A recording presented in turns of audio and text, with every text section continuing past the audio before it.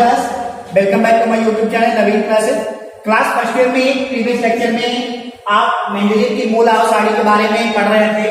तो आज का जो टॉपिक है वो है मेंडलीव की आधुनिक आवर्त या संशोधित आवर्त। तो इसके अंतर्गत आप क्या बताएंगे कि इस नियम के अनुसार जो है तत्वों को परमाणु क्रमांकों के यदि बढ़ते हुए क्रम में रखा जाए तो एक नियमित अंतर के बाद में जो है उनके गुणों में समानता पाई जाती है।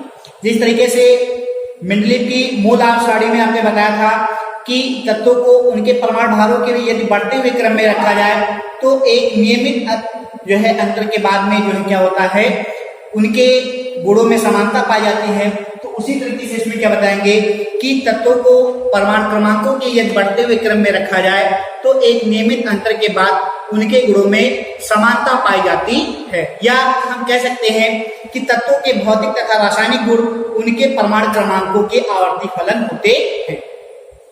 तो बात समझ में आ गई होगी कि मेंडलीव की आधुनिक आवर्त या संशोधित आवर्त क्या है और इस कथन के अनुसार क्या बताया गया आपको कि जो है तत्वों को परमाणु क्रमांकों के बढ़ते हुए क्रम में रखा जाए तो एक नियमित अंतर के बाद में उनके गुणों में समानता पाई जाती है, या इस तरीके से हम कह सकते हैं कि तत्वों के भौतिक एवं रासायनिक गुण उनके परमाणु क्रमांकों के आवर्ती फलन होते हैं। क्या बताया गया? तत्वों के भौतिक एवं रासायनिक गुण उनके परमाणु क्रमांकों के आवर्ती फलन होते हैं। तो ये तो बात हो गई जो है मेंडलीव की मूल आवर्त के अनुसार जो है क्या कथन बताया गया। अब हम देखेंगे जो है मेंडलीव की जो आवर्त है इसकी विशेषताएं क्या हैं। तो इसकी विशेषताओं में हेंडाल की विशेषताएं और विशेषताओं में जो है क्या बताएंगे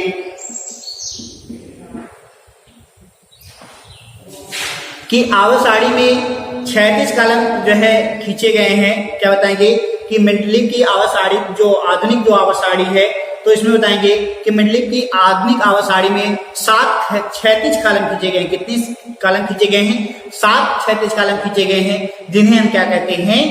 आवर्त कहते हैं। जिन्हें हम क्या कहते हैं? आवर्त कहते हैं। मतलब जो 36 कॉलम खींचे गए हैं इस तरीके से इनको हम क्या बोलते हैं? आवर्त बोलते हैं। इनमें 10 पंक्तियां या 10 श्रेणियां होती हैं। क्या बताया गया?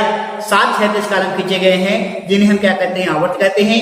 इनमें 10 पंक्तियां या 36 श्रेणियां होती हैं। अगले पॉइंट में बताएंगे कि इन आवर्तों को 4 भागों में बांटा गया है। जो आवर्त हैं इनको क्या किया गया है? 4 आवर्तों में बांटा गया, अर्थात जो 7 आवर्त हैं इनको क्या किया गया है? 4 भागों में बांटा गया है। वो 4 भाग कौन कौन से हैं?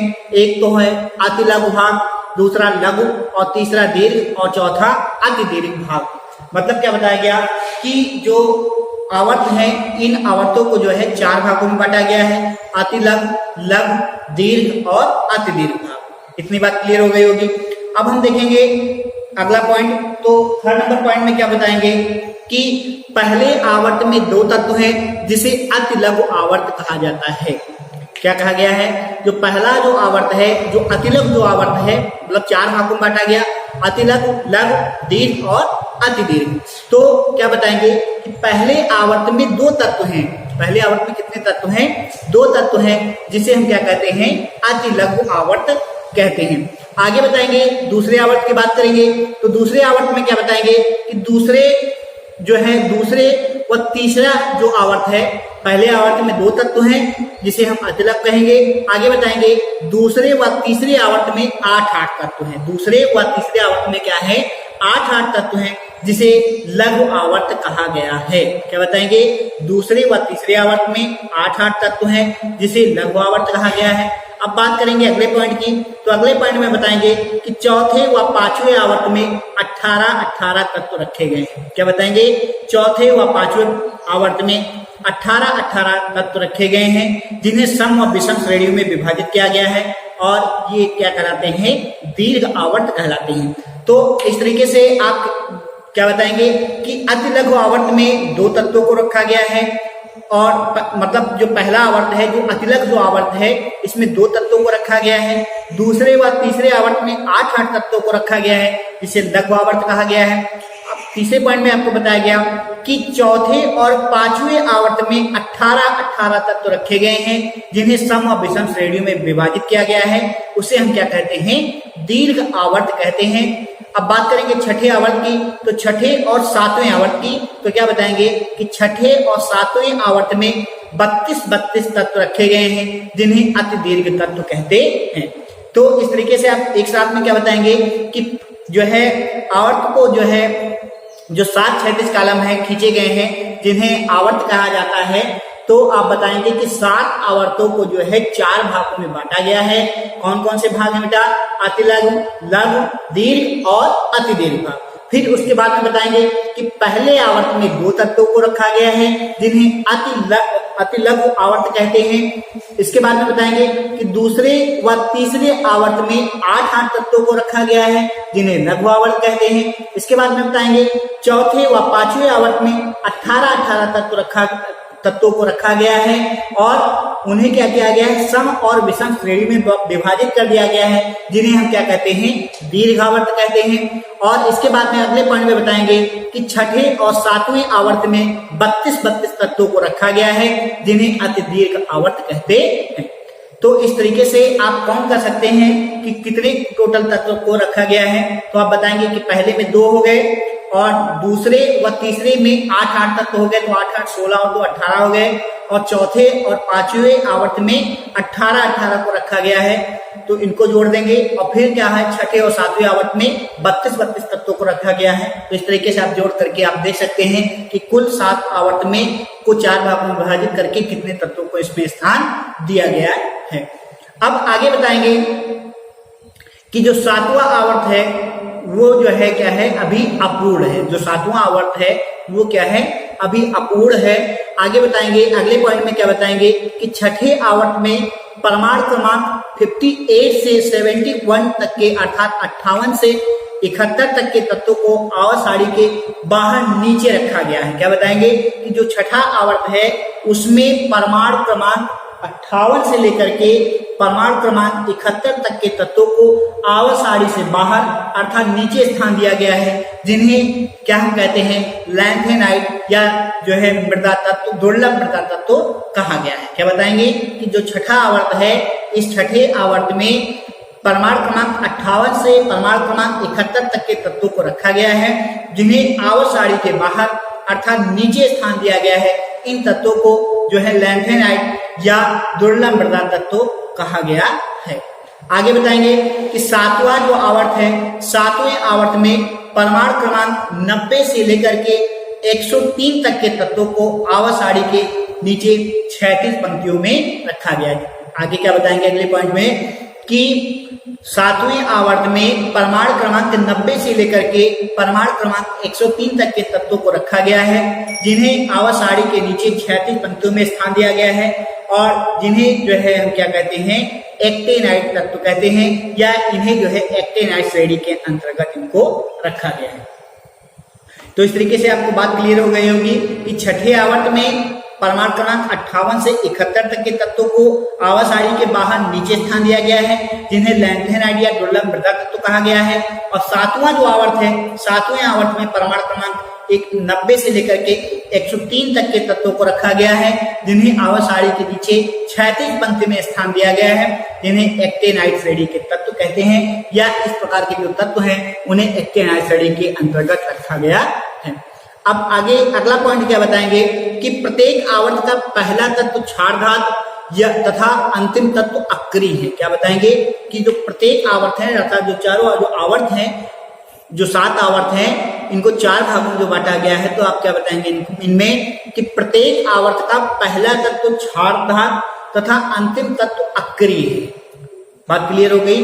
अब अगले इसके बाद में नेक्स्ट पॉइंट में आप बताएंगे कि आवर्त सारणी में आगे से पीछे की ओर या बाएं से दाएं जाने पर, क्या बताएंगे?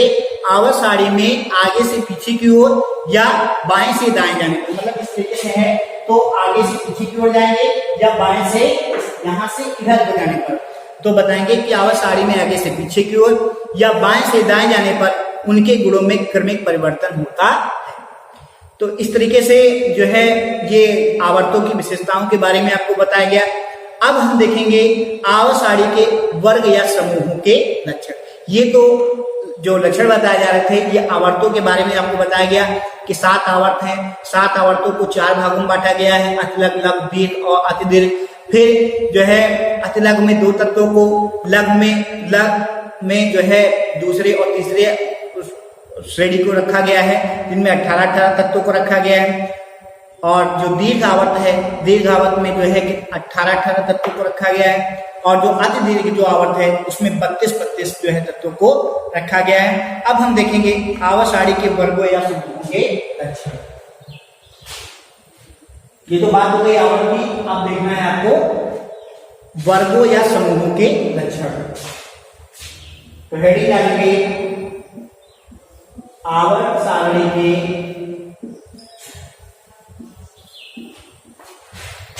वर्गों या समूहों के लक्षण।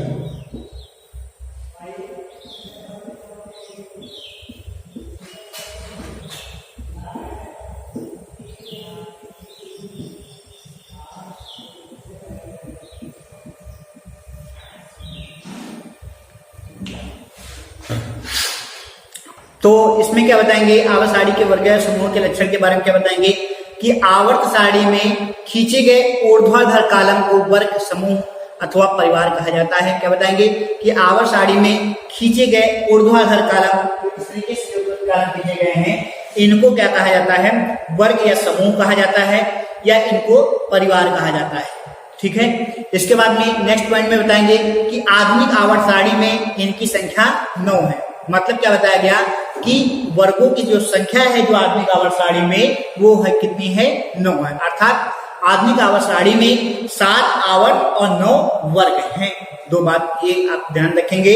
आगे बताएंगे कि 9वें वर्ग को जो है, जो 9वां जो वर्ग है उसको क्या नाम दिया गया है, उसको शून्य वर्ग के नाम से जाना जाता है, या 9वें वर्ग को शून्य वर्ग कहा जाता है। इसके बाद में नेक्स्ट पॉइंट में बताएंगे कि पहले वर्ग में 4 धातुएं तथा अंतिम वर्ग शून्य वर्ग में अक्रिय गैसों को स्थान दिया गया है। क्या बताएंगे कि पहले वर्ग में 4 धातुएं तथा अंतिम वर्ग में जो है अक्रिय गैसों को स्थान दिया गया है। इसके बाद में नेक्स्ट पॉइंट में बताएंगे कि प्रत्येक तत्व के वर्गों को 2 उप वर्गों में बांटा गया है। क्या बताएंगे, जो प्रत्येक तत्व के जो वर्ग हैं उनको 2 उप वर्गों में बांटा गया है। उनमें क्या 2 जो उपवर्ग हैं उनमें क्या है, ए उपवर्ग और दूसरे का क्या नाम है, बी उपवर्ग। आगे बताएंगे कि ए उपवर्ग को बाईं ओर तथा बी उपवर्ग को दाईं ओर रखा गया है। जो ए उपवर्ग है इसको आवर्त सारणी में बाईं ओर रखा गया है, और जो बी उपवर्ग है इसको आवर्त सारणी में दाईं ओर रखा गया है। इसके बाद में बताएंगे कि प्रत्येक वर्ग में ऊपर से नीचे जाने पर उनके जो भौतिक एवं जो रासायनिक गुण हैं उनमें क्रमिक परिवर्तन होता है। क्या बताएंगे कि प्रत्येक वर्ग में ऊपर से नीचे जाने पर क्या होता है, उनके उनमें भौतिक एवं रासायनिक गुणों में क्रमिक परिवर्तन होता है। तो आज के वीडियो में आपको बताया गया कि मेंडलीव की आधुनिक आवर्त सारणी क्या थी, और इसके अंतर्गत मेंडलीव की आधुनिक आवर्त सारणी में जो कितने आवर्त हैं और उन आवर्तों की क्या विशेषताएं, उनको कितने भागों में बांटा गया है, एवं जो है आवर्त सारणी के में कितने वर्ग हैं या कितने समूह हैं, और उन समूहों के क्या लक्षण हैं, इन सभी चीजों के बारे में आपको बताया गया। तो आज के लिए बस इतना ही। आगे नेक्स्ट वीडियो में आपको नेक्स्ट टॉपिक पढ़ाया जाएगा। Thank you class.